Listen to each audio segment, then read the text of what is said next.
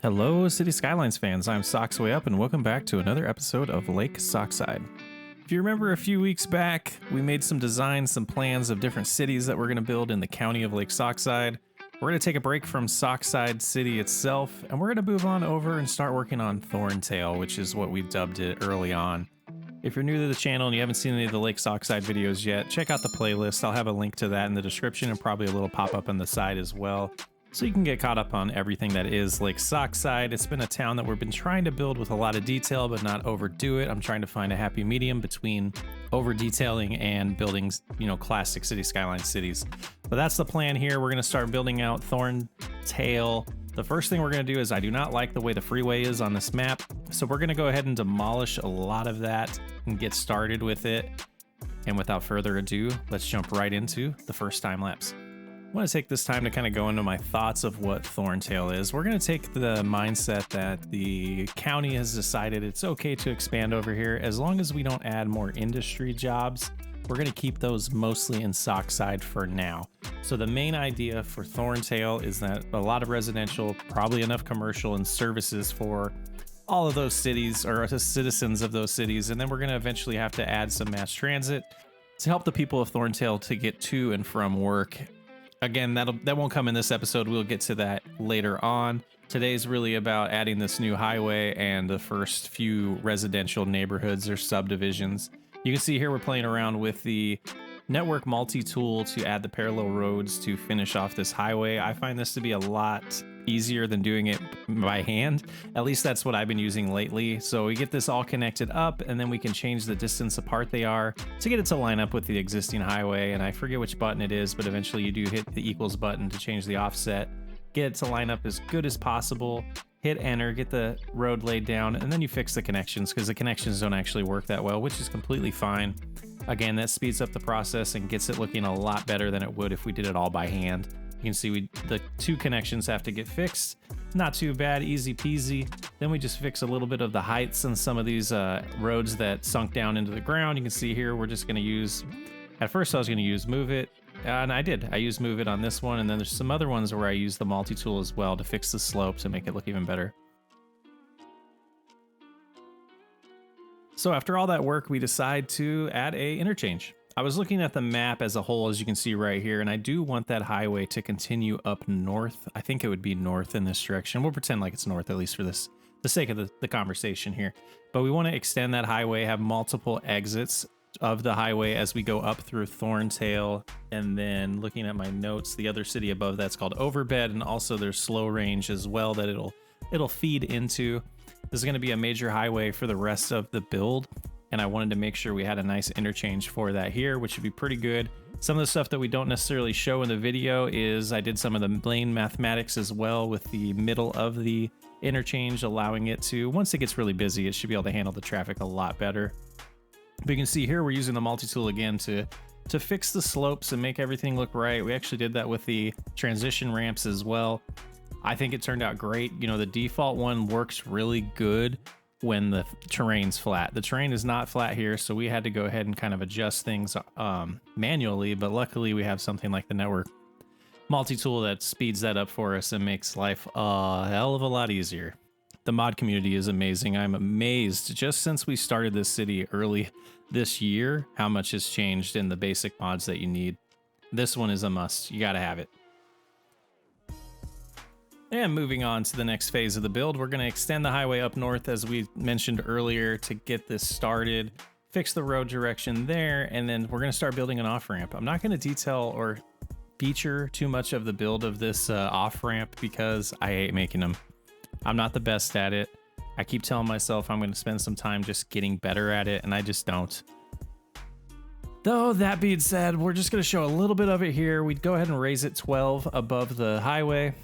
I did a lot of driving the last week. We went across the country and I was paying attention to a lot of these transitions, and there's a lot of unique on and off ramps across the country of the United States at least. And this one does not really represent those, but it made me realize that a lot of the times when I'm raising the highway instead of raising the roads to go over the highway, it seems to be this is more likely. So not to bore you too much with this segment of the episode, we go ahead and start extending the road and building the first subdivision of Thorntail. This one, I'm not, it's not my proudest design.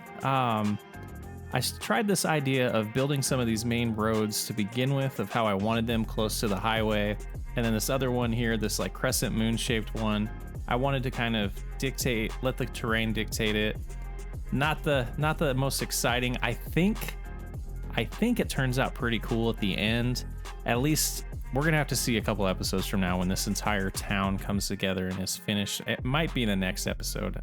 I don't know yet, but you'll see what I mean. And we get a little bit carried away with some of the terrain. I do like flattening the area. We got to break away from that though. I'm critiquing myself in this, and I probably shouldn't be, but where did that come from? Where'd that sign come from? No one will ever know. Yeah, but here we go, building some of the tertiary roads we have. And here was a section that I really like, this little rectangle that we're leaving empty. We end up detailing pretty well here coming up in a few minutes. I really liked the way it turned out. It separated this and made this neighborhood a little bit more unique than the other ones that we built. And you'll see what I mean here in a second.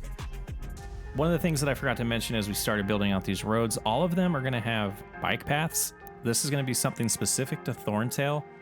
It's going to try to make something unique about all of these different cities in Lake Sockside, and Thorntail is definitely going to be the one that has all the bike paths and things like that. We're going to go a little bit heavy, possibly, on all of the public transportation, but here we're laying down a high school in this area. We wanted to have this dedicated area in the middle of the town or this neighborhood just for the school and build things around it. That was the idea I'm going with.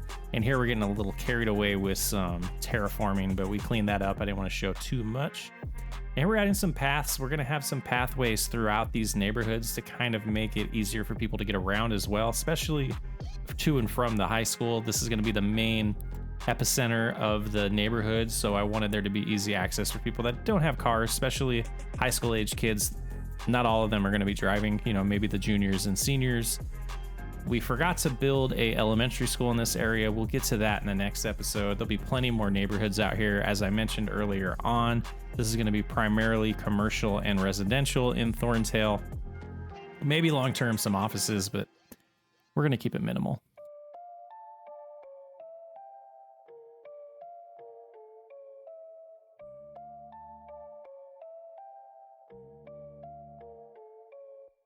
I always love just watching the cities grow like this, so I thought I'd put this in the video. It didn't grow as fast as I wanted to for this little time lapse, but I still think it turned out pretty sweet. Let me know what you think about these type of segments. Is it a nice way to break up the middle of the video? I kind of dig it. I also want to take this opportunity to thank everyone in the community. We hit 800 subscribers, well above my goal for the year. It's never really been about the numbers for me. It's been about being able to make content for people that possibly inspire them to make their own beautiful cities and learn from each other along the way. That being said, I'm still excited to see the growth of the channel in just about a year of making City Skylines videos with taking some breaks here and there. Amazing. Thanks everybody. Thank you. But here we go. We're going to expand even more. This section here, I got to be honest with you. Socks Way Up, I'm a little too transparent sometimes. If I could go back, I would not really build this section the way I did. I don't like the way it's boxed off. That being said, I think we pull it off pretty well once we start expanding. And it's one of those things where sometimes you build a section, you're not the biggest fan of it, and then you start building everything around it and making it complete and it starts looking better. I'm hoping this is one of those sections as well, but you can see we continued some of those paths, and then that led us to create this little lake that I wanted to put in the middle of the neighborhood.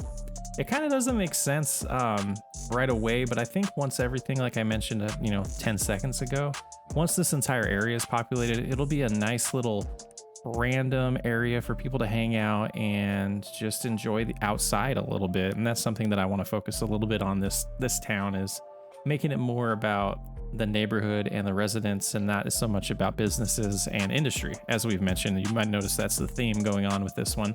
But we do keep going here, and a little bit of detail is missing in this area.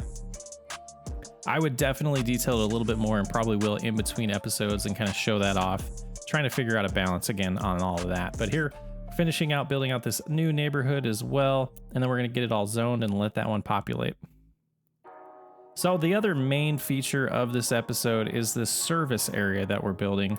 Again, we're not going to have a lot of industry or offices. We're going to have commercial. We don't really get to that yet. But here we shove in a lot of the services, like the healthcare, the fire department, the police station as well. All of those things are needed in every individual town. So we wanted to give like a centralized section for all of those buildings. At least that was the idea I was going with. And then we kind of, get a little fancy with some parking lots here. If you've seen this channel a lot, I do love these parking lot roads. We use the drive here, we go in, and I make a unique design for myself at least, and I think it turns out pretty neat. Let me know what you think. So we come down here, and the thing with these are if you go in sections of 3, you can make perfect parking lots. So you can do 3, 6, 9, 12, etc., and it spreads it out, spaces it out perfectly. Each of these sections are 3 deep, and so we can get 1 row of parking lots. That wasn't enough. I wanted to extend a smaller section like we're doing right here, play around getting the road types correct to get the layout the way we need it so that it's not blacked out like that, but it turns out being pretty neat. I love it. I think it mixes it up, and it's not just the same old parking lot like we've been building, and it makes it a little different and makes it a little bit more unique than just, rinse and repeat. And that's why I did leave this in here, even though I've been excluding parking lot builds from the time lapses, but I'm rambling a little bit too much here. But again, we're adding in more paths for access as well. These parts of the builds make me very excited that we decided to go with the game's statistics to dictate what we need.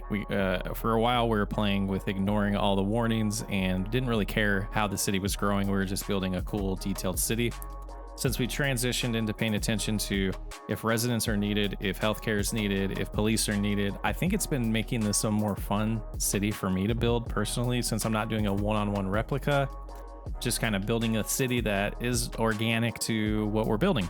And so for the reason I say that is because I wouldn't have added this service section if I was building it the other way. And I think it's nice that it allows me to expand and change the way I'm thinking about the areas to make it a little more realistic, even though I'm the one dictating it. So I wanted to kind of jump into a little bit of a live play to end this episode. I think this new Thorntail neighborhood or city is coming along pretty good. It's going to take a little while. This area's terrain. Yeah, let's fix that a little bit. Let's go into let's smooth this out, get the brush size about where we need it. Kind of want to make this smooth. I do like a little bit of terrain going on there, but it looks a little unnatural. So if we smooth that out a little bit here, I think that'll do a lot better. I think that looks better already. But yeah, I think this is coming along. You got to use your imagination on the way it's going to end up blending all together. Right now, we just have this new high school in here. A little bit of parking. You can see that's filling up. Those paths, I think, look sweet. We use the nature preserve paths. I think it makes a nice blend, and it kind of goes with the trees a ton, in my opinion. I love it. What is with those houses? Yeah, we might have to change that. But yeah, the lake turned out pretty sweet. I love the little path around it. At first, I wasn't too sure about it. I do like the way it turned out. I like the bike paths, even though we don't see them being used very much. We'll see how that goes. But the service area turned out pretty sweet as well. And you can see some houses upgrading. Very cool. Yeah, so you can see I'm happy with it. It's a new city. It's almost like starting a new build. Blending them in together is going to be fun. You can see there's a lot of area here for growth, a lot of expansion. We're going to do both directions. We're going to come back over to Socktown eventually and get that all finished up. I'm not sure what I'm going to do with that coast there yet. Yeah, a lot to do still before we call Lake Sockside done. Ton of building over here as well. We know what we're going to build there. We're just getting the demands in the place where we need them. You can see commercials getting there. We need the industry demand to spike up, so we're gonna have to get a lot more people into town. Unemployment's taken care of. It's looking pretty good, so we're good in that aspect. It's time to just expand. As always, I'm Socksway Up. Thanks for hanging out, and if you haven't already, hit that like button, hit the subscribe button, and I'll catch you on the next episode of Lake Sockside.